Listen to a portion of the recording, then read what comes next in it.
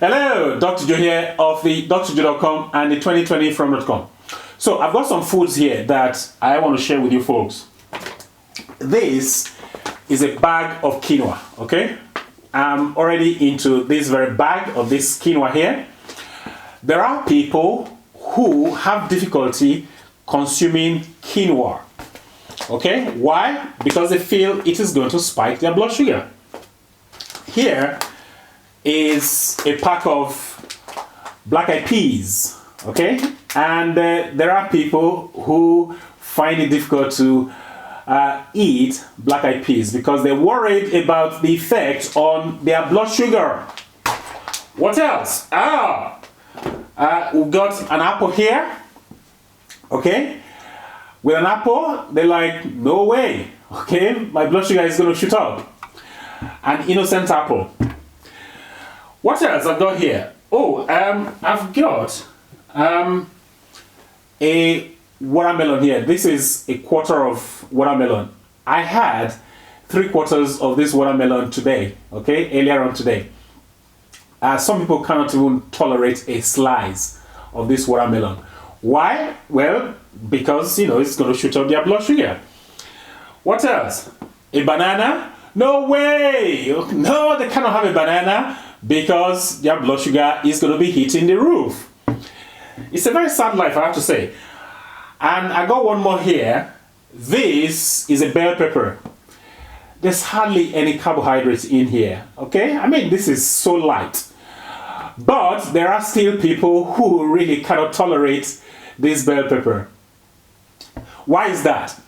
Well, this group of people are glucose intolerant, or to put it more broadly, they are carbohydrate intolerant.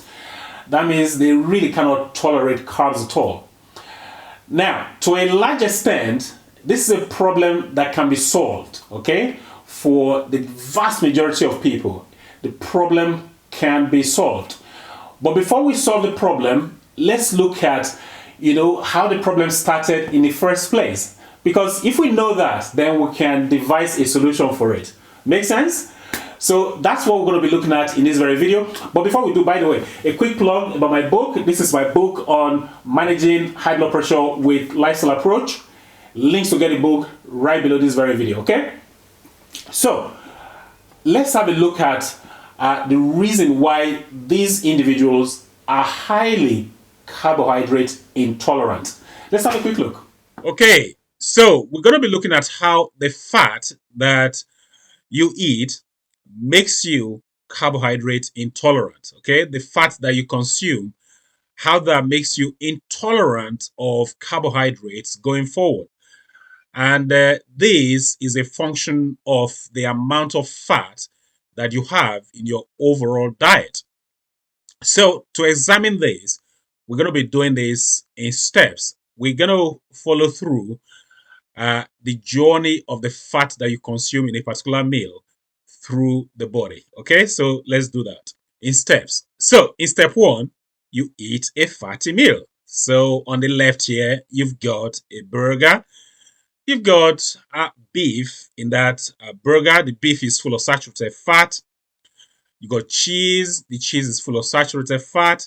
You got some sauce there, probably gravy, also full of some fat. And then you got French fries, also full of fat as well. So this, by definition, is a fatty meal, just like your pizza is. So you eat a fatty meal like this burger or a pizza. What happens next? Well, the food travels down to the stomach and then travels further down to the small intestines where fat digestion actually takes place, aided by bile that is discharged from the liver into the small intestines. So, in this step 2A, the fat is broken down to fatty acids and monoglycerides. Fatty acids and monoglycerides are the smallest unit of fat macronutrient, just like glucose and fructose are the smallest unit of carbohydrates. So the fat is broken down to its smallest unit, the fatty acids and the monoglycerides. And what happens next? Well, The fatty acids and monoglycerides in step 2b are absorbed into the circulation. So, for the fatty acids to get to their destination, they have to be carried in the blood. The problem is, fatty acids do not dissolve easily in water because blood is primarily made up of water and the fatty acids wouldn't dissolve in the watery blood. So, they need a bit of help. And that is where the carrier protein comes into play.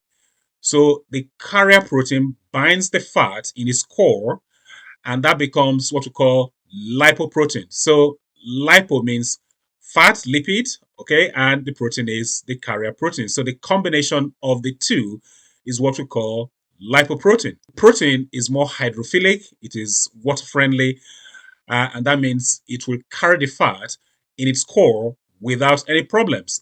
And its job is to carry the fat and deliver it to different organs. So the liver is one organ where it delivers the fat to, as well as fatty tissue.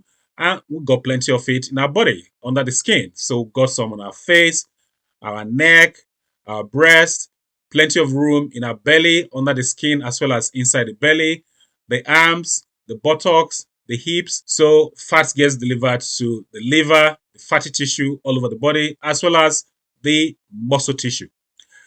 Now, here's the thing. The liver and the muscle, they are also a warehouse for glucose storage. Glucose is stored in the liver and the muscle as glycogen. So, straight away, we have a competition for space in the liver and the muscle between the glucose and the fat that is being delivered by the lipoproteins. But that's okay because the liver and the muscle will receive and store the fat and glucose until it has had enough, until the capacity to store fat is exceeded in both the muscle and the liver. Okay, so if the capacity to store fat is exceeded in the liver and the muscle, then that is when our problem begins. Because, like I've said here, when the liver and the muscle cells are full of fat, what happens next? Well, they shut their doors to the glucose in circulation. Despite the fact that insulin will be knocking on the door to deliver the glucose to the liver cells and the muscle cells, they will shut their doors, they will become unresponsive. And that, by definition, is what we call insulin resistance. So, like I've said here, if the liver and the muscle cells shut their doors and don't accept glucose despite a prompt by insulin, that is insulin resistance. So, to reverse insulin resistance, the problem is very easy to solve. All you need to do, you have to get rid of the fat from the muscle and the liver cells. Okay, because they have become insulin resistant because they are full of fat. And because they're full of fat, you have to get rid of the fat to reverse the situation. So, like I've said here, if you lose the fat from the liver and the muscle, both the liver and the muscle will become receptive to glucose all over again. And that, by definition, is what we call insulin sensitivity. Okay? Lose the fat from the liver and the muscle, the liver and the muscle will be receptive to glucose again when insulin knocks on the door. So they will now be responsive to the prompt by insulin to open their doors to let the glucose in from the blood circulation. That is insulin sensitivity. So, one more point I want to make here: the fat that you eat does get converted to triglycerides. If you remember, I said the smallest unit of fat is fatty acids and monoglycerides. When you bundle three monoglycerides together, that becomes triglycerides. Just like some of the carbs that you eat do get converted to triglycerides, the fat that you eat does get converted to triglycerides. In fact, it is easier for the body to convert the fat that you eat to triglycerides than it is for the carbs to be converted to triglycerides. So when people tell you, especially on YouTube here, that it's only carbohydrates that leads to triglycerides problems, they are lying to you. They don't understand the basic principles of food biochemistry. Fat does result in triglycerides as well. So, as you saw there, the main cause as to why you are highly carbohydrate intolerant is because of the fat content of your food, okay? Of your overall diet, I should say. And in the next video, I'm going to show you a step-by-step way of limiting the fat content of your meals. That way, you make yourself more carbohydrate tolerant, okay? I want you guys to become tolerant of carbohydrates. I used to never eat all of this, to be honest. But here I am, I'm eating all of this. How did I do it? Well, I'm going to show you a step-by-step way of getting yourself out of this quagmire of carbohydrate intolerance. That's going to be the subject of my next video. So, hopefully you got some value from this very video. If you did, please give the video a thumbs up. Please like the video, and also please share this video with your friends, with your family, with your colleagues. If you got any questions, any comments regarding the content of this very video, please go ahead, leave your comments or questions down below. I think that's about it for this video. Until next time, well, this is Dr. Joe signing